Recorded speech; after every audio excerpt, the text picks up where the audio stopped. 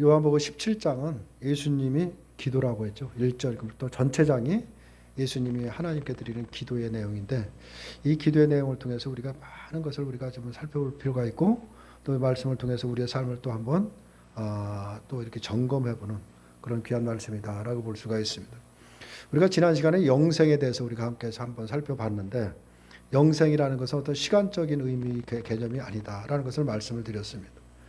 영생이라고 하는 것은 하나님과의 관계의 문제로 이해를 해야지 어떤 시간적인 문제로 이해해서는 안 된다. 그냥 영원히 산다라는 어떤 시간적 개념으로 우리가 이해해서는 안 된다라는 것을 말씀드렸습니다. 그렇지 않으면 기독교 신앙이라는 것은 그냥 먼 하늘만 바라보고 있고 그냥 나약하고 그냥 전락해버릴 수밖에 없습니다. 어떻게 보면 현재 우리들의 신앙이 어떤 그런 모습에 처했는지도 모르죠.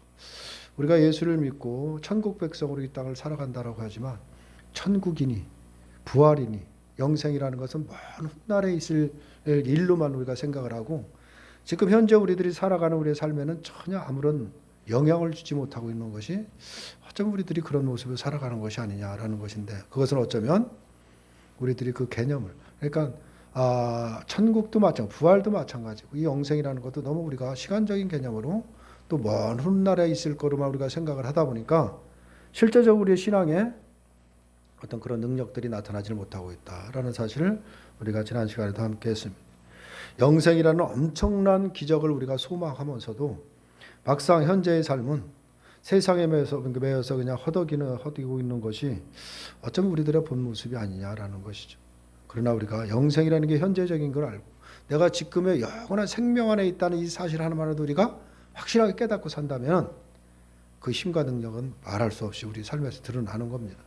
근데 그것이 우리가 영생을 가진 자, 생명 안에 있다라고 고백을 해도 그것이 실제적으로 내 삶에 아무런 영향이 없다라고 한다면 무슨 의미가 있겠느냐라는 것입니다. 그렇기 때문에 우리가 신앙생활이라는 것, 우리가 거듭나서 천국 백성이 되고 또 우리가 영원한 생명을 가졌고 하나님 나라로 백성으로 살아간다는 것은 먼 훗날에 되어질 일이 아니라 지금 현재의 문제라는 거예요. 우리는 그런 백성으로 지금 살아가고 있다는 사실을 우리가 한시도도 줘서는 안 되는 것입니다.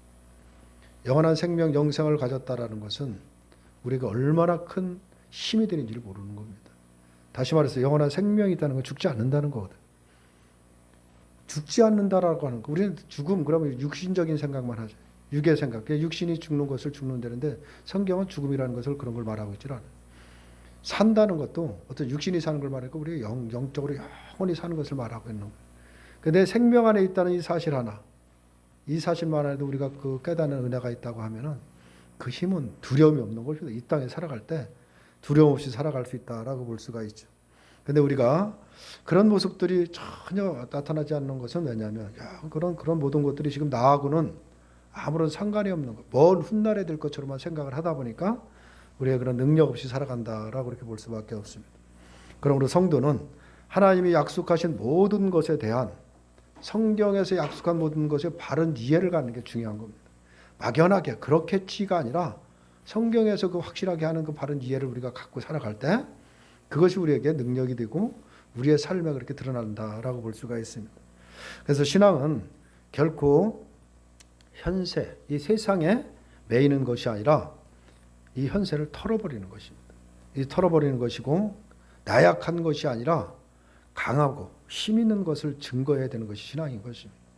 세상 사람들이 감히 하지 못하는 것이죠. 세상 사람들은 엄두를 못 내는 것들을 할 수 있는 사람이 누구냐? 바로 하나님 나라의 백성, 천국 백성, 성도들이라는 사실을 우리가 기억해야 됩니다. 그렇기 때문에 성도들은 강한 겁니다. 약한 자들이 아니에요. 세상 것이 아무것도 없었던 예수님을 우리가 생각을 해보면 예수님이 이 땅에 오셔서 얼마나 당당하게 사셨는가를 생각해 볼 수가 있죠.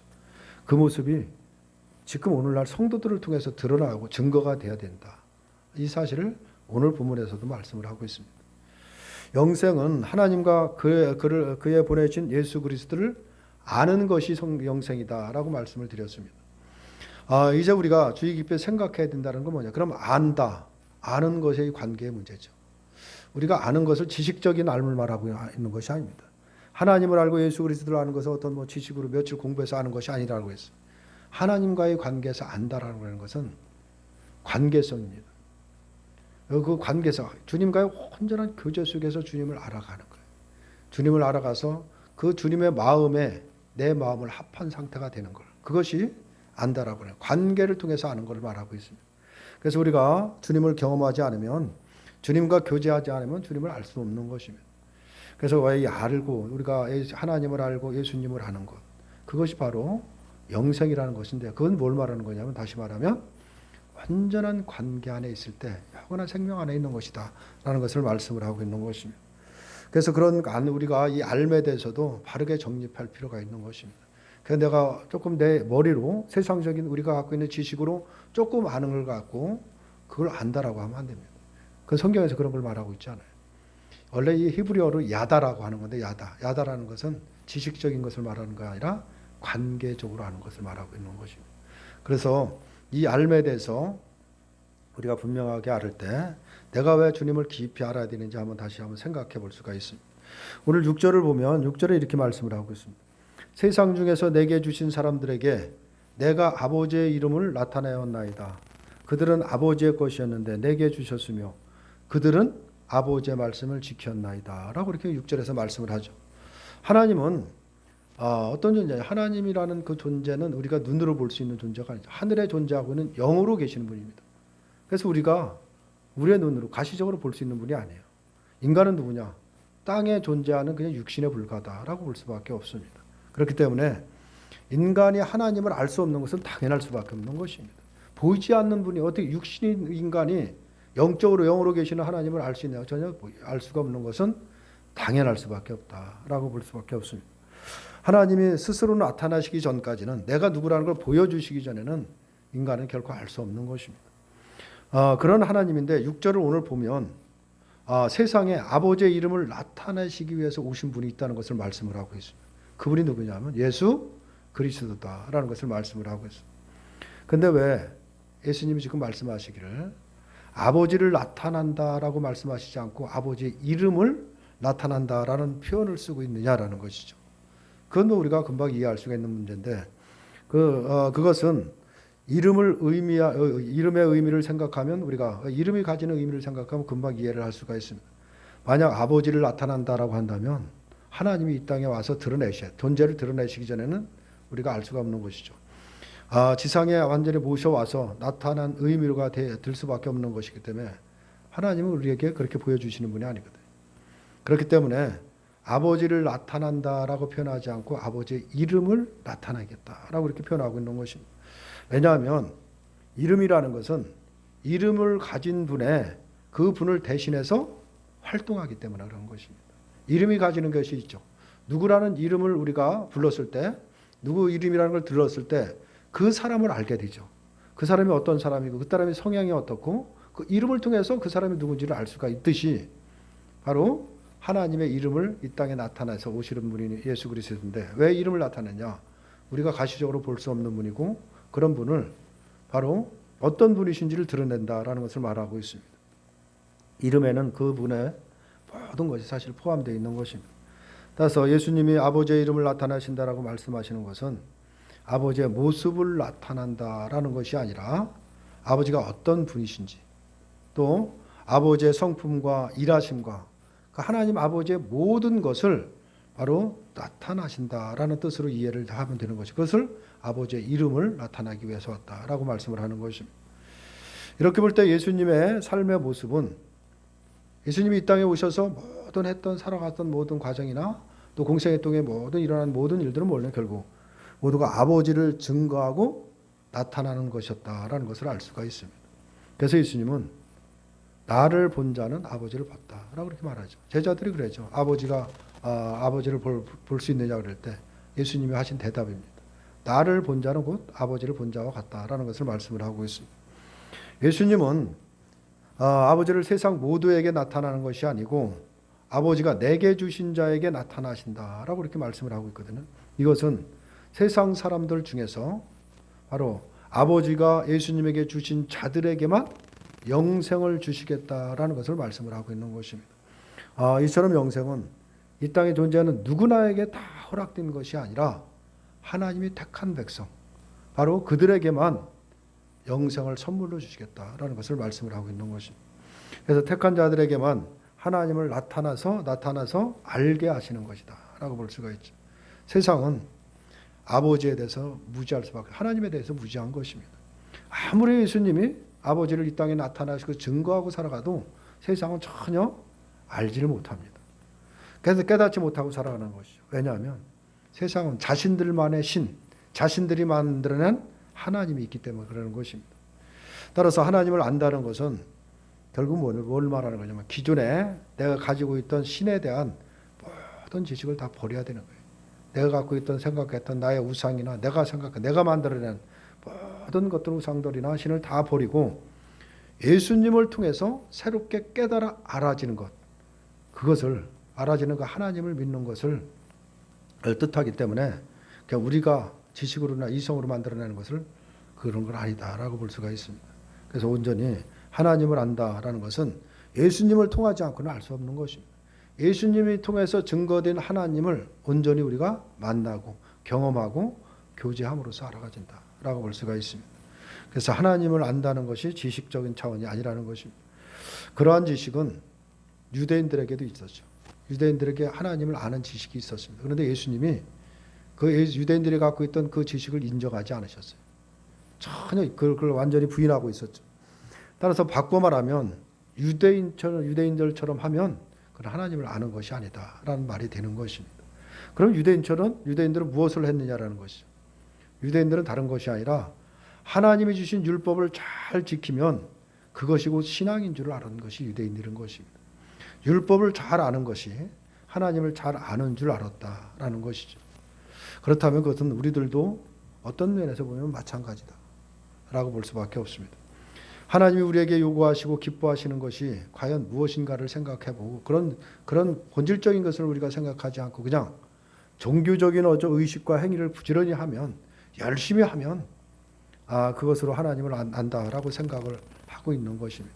또 하나님을 나는 분명히 알고 있다라고 생각을 하는데 그것이 어쩌면 유대인절처럼 하나님을 모르는 것일 수밖에 없다라는 것입니다.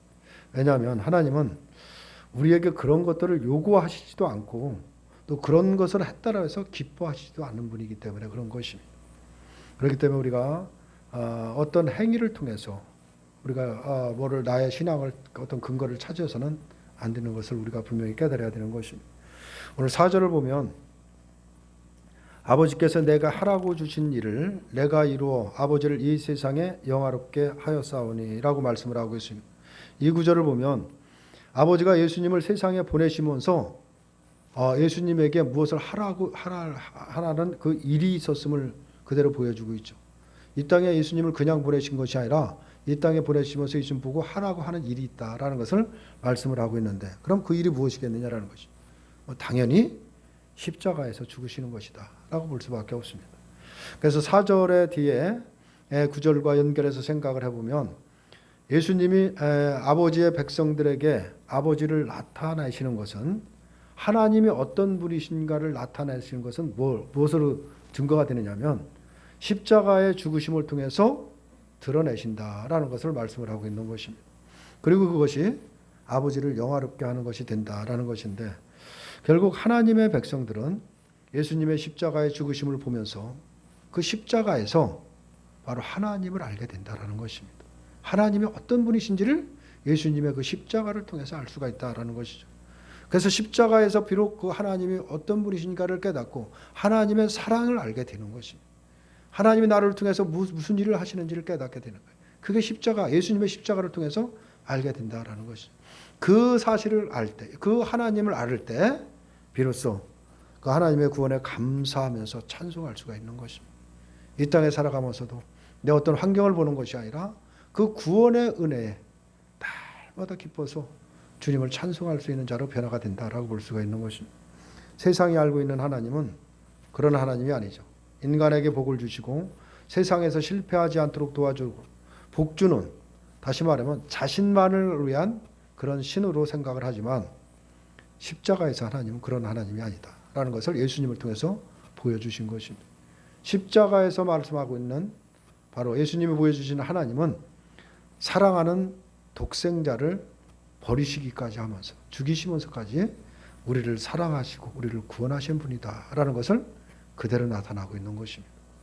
그렇기 때문에 십자가에서 하나님을 만난 성도는 정말 예수 그리스도를 통해서 그 십자가를 통해서 하나님이 어떤 분이신지를 만나고 아는 분명한 성도라고 한다면 감히 그 앞에서 세상의 복을 언급할 수가 없는 것입니다. 그 일부러 내가 언급해서는 안 된다라고 해서 참는 것이 아니라 이미 십자가에서 말할 수 없는 하나님의 복을 만났기 때문이라는 것입니다. 세상에서는 구할 수 없는 복, 세상에서 살 수 없는 그 복을 이미 십자가에서 만났기 때문에 구차하게 세상의 복을 복으로 여기지 않는 것입니다. 세상에 무엇이 있다라도 그것을 가치 있게 생각하지 않는 거예요. 왜냐하면 더 큰 가치 있는 것을 내가 가졌기 때문이다. 그걸 깨달았기 때문에 그런 것입니다. 이것이 바로 진심으로 하나님을 아는 것이다 라고 말할 수가 있는 것입니다. 그들이 누구냐면 바로 예수 그리스도를 통해서 우리가 하나님을 아는 성도들이다 라는 사실을 우리가 기억해야 됩니다. 우리들이 바로 거듭날 때 십자가를 통해서 예수님을 통해서 하나님이 어떤 분이신지, 하나님이 나를 통해서 어떤 사랑을 베푸셨는지, 자비하심이, 긍휼하심이 무엇인지를 바로 깨달은 자다라는 것입니다. 그것을 온전히 우리가 깨달았다고 한다면 이 땅에 어떤 환경에 살아가더라도 전혀 영향받지 않고 부유하게 그 부유함을 누리면서 만족하면서 살아갈 수 있는 존재가 된 것입니다. 세상에 구속받지 않는 존재가 됐다라는 것이죠. 왜냐하면 세상에 잠깐 살아가는 이 땅에서 내가 무엇을 가졌든 안 가졌든 그것은 중요한 것이 아니다라는 걸 깨달은 것입니다. 내게 가장 소중한 것은 나의 영원한 생명이 있다는 것. 그것이 내가 생명 안에 있다는 이 사실을 깨달았기 때문에 그거에 어떤 것도 견줄 것이 없는 것이고 그렇기 때문에 세상의 복을 구차하게 거기에 연연하지 않는 것입니다. 이 부분이 바로 하나님을 아는 자다라는 것을 알 수가 있습니다. 아버지가 아들에게 주신 것은 고난이고 죽으심이죠. 그거 하라고 아들을 보내신 것입니다. 그것이 땅에서 예수님이 감당해야 할 목이었다라고 볼 수가 있는데 그러나 예수님에게는 하늘의 영광이 있다라는 사실인 것입니다. 그 모든 아버지의 말씀에 순종하고 나갔을 때 하늘의 놀라운 영광이 바로 기다리고 있는 것입니다. 우리가 바라봐야 될 것이 바로 여기 있는 것입니다. 그 아들에게 주신 그 영광을 바로 택한 백성, 우리들에게도 똑같이 주시는 것이기 때문에 그런 것입니다. 아버지가 만약에 아들에게 주시지 않는 것이라고 하면 우리에게도 주시지 않는 것입니다. 아들에게 주지 않은 걸 우리에게 주실 하나님은 아닌 것입니다. 그러나 아들에게 주신 것을 우리에게도 동일하게 주신다라고 볼 수가 있습니다. 아들에게 주신 것 말고 다른 것을 준비해서 주실 것이라는 이런 생각 자체를 버려야 된다라고 볼 수밖에 없습니다. 성경에 나타난 하나님은 그런 하나님이 아니다라는 것이죠. 그래서 우리는 예수님을 보면서 그 아들을 보면서 하나님이 우리에게 뭘 준비하고 계시는지를 우리가 알 수 있어야 되는 것입니다. 예수님을 보면 하나님은 세상 영광을 주시기 위해서 일하시는 분이 아니다라는 것을 예수님을 통해서 알 수가 있는 것입니다. 그러므로 하나님을 아는 자는 자연히 세상의 영광을 구하지 않게 될 수밖에 없는 것입니다. 앞서 말한 대로 세상의 영광을 구하게 되면 그것은 내가 너무 구차하게 세상 것을 구하는 거니까 이게 잘못된 기도로니까 하지 말아야지 해서 그걸 억제하고 있는 것이 아니라 세상의 영광에 대해서는 이미 그 마음에서 떠나 있는 것입니다. 그 자체 의미를 두지 않는 것입니다. 누가 옆에서 무엇을 누리고 살던 무엇을 가졌던 거기에 큰 의미를 두지 않습니다. 그냥 오로지 주님 때문에 기쁘고 내가 영원한 생명이 있다는 이 사실 하나만으로도 우리가 얼마나 감사하고 살아갈 수 있는 존재냐라는 것입니다. 예수님을 보면서 바로 그것을 배운다라고 볼 수가 있습니다. 그렇게 본다면 십자가를 말하면서 세상의 복과 영광을 소망한다라고 한다면 그건 절대로 십자가를 아는 것이다라고 말할 수 없는 것입니다. 안다면 그러한 모습은 아예 보여지지 않기 때문에 하는 것입니다. 우리가 십자가를 통해서 예수 그리스도를 통해서 하나님의 사랑을 깨닫고 예수 그리스도의 내게 베푼 은혜가 뭔지를 깨닫는다라고 하면 세상에서 어떤 존재를 벗겨내냐? 세상이 감당하지 못하는 사람으로 변하는 것입니다. 세상 사람들이 도저히 할 수 없는 것을 기쁨으로 감당하는 사람이 되는 거죠. 그래서 순교의 자리까지도 찬송하면서 간다라고 볼 수밖에 없는 것입니다. 그래서 순교도 은혜가 있어야 하는 것이지 한다고 내가 하겠다고 되는 것이 아니다라는 것입니다. 그렇게 강한 자가 누구냐? 바로 하나님을 아는 자. 예수 그리스도를 통해서 하나님 어떤 분이 아는 자가 바로 이렇게 강한 자로 세상에 존재한다라고 볼 수가 있습니다. 이렇게 본다면 십자가를 말하면서 우리가 세상에 너무 치우쳐서 산다라고 한다면 그것은 십자가를 우리가 아는 존재로 살아간다고 할 수 없는 것이기 때문에 우리의 모습이 과연 어떤 모습으로 되어야 되는가를 우리가 한번 생각해 봐야 되는 것입니다. 그래서 사람이 제 아무리 예수님에 대한 모든 것을 머리에 담고 있을지라도 지식적으로 모든 것을 세트하게 잘한다라도 그걸 갖고 바로 하나님을 안다, 또 예수님을 안다라고 생각할 수 없는 것입니다. 그런 알무로 천국을 가는 게 아니다라는 것입니다. 만약 그런 알무로 구원을 받는다라고 한다면, 예수님을 그냥 지식적으로 아는 것으로 구원을 받는다라고 한다면, 구원은 학자들의 목이라고 볼 수밖에 없는 것이죠. 그냥 맨날 하나님에 대해 연구하고 또 예수님에 대해 연구하고 지식적으로 많이 아는 사람들의 목일 수밖에 없는 것입니다.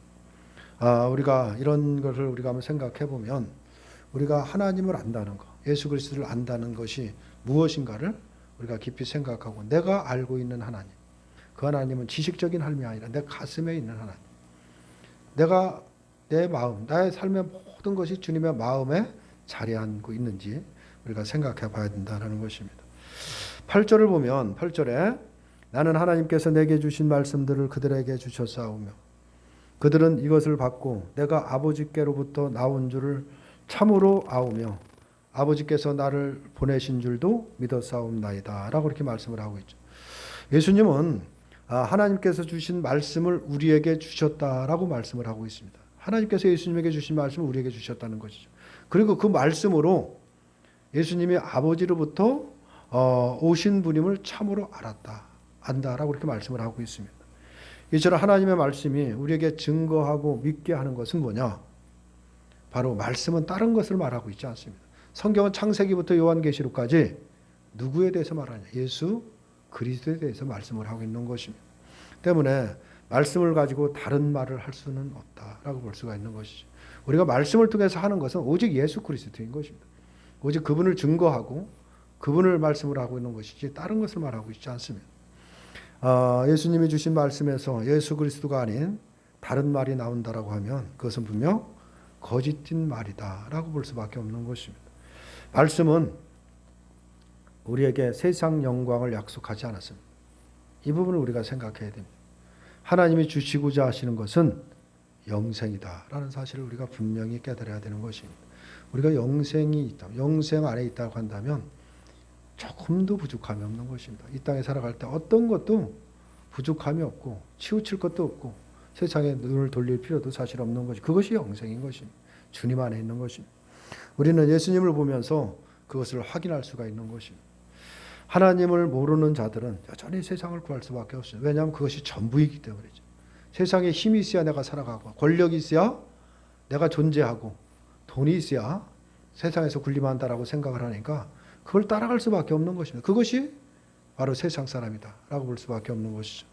그래서 성경을 아는 것과 하나님을 안다는 것은 분명히 다를 수밖에 없다라고 볼 수밖에 없습니다.